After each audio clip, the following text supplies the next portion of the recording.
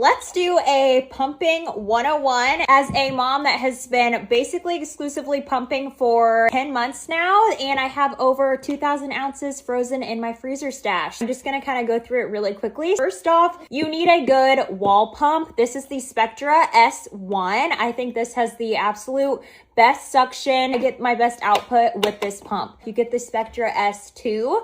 That one has to be plugged into the wall. Don't get that one. My favorite settings are cycle 70, suction 8 for 5 minutes. And then I switch to cycle 54, suction 8 for 25 minutes after that. I always pumped for 30 minutes every time because I always had a really late letdown. I'd have one at the beginning and then I'd have another letdown around like the 25-minute mark. So I would use this one in the morning for my first pumping session, in the middle of the night for those sessions, and then my last pump before going to bed. For on the go when I was at work or just out and about, I use my Eufy S1 Pros the absolute most. I've tried out so many different wearable pumps, but this one is by far my favorite. I think the suction on it is actually really comparable to the Spectra. The most comfortable, battery lasts a while. It has a heating function, which is great. So this is what I would wear during the day. An essential thing is to know your flange size. So get a flange sizing kit. If you don't have the proper flange size, you're not gonna get good output, and it's also probably going to hurt.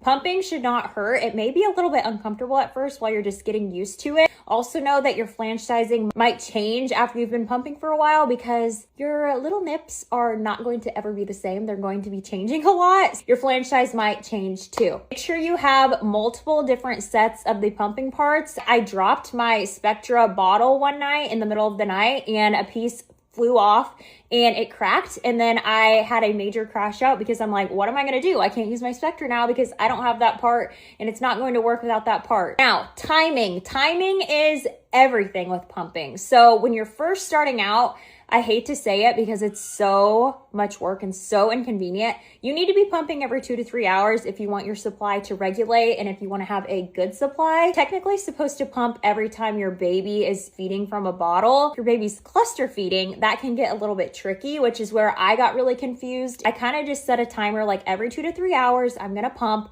and that time starts when you start pumping. So say you start pumping at 1 o'clock, you end at 1:30.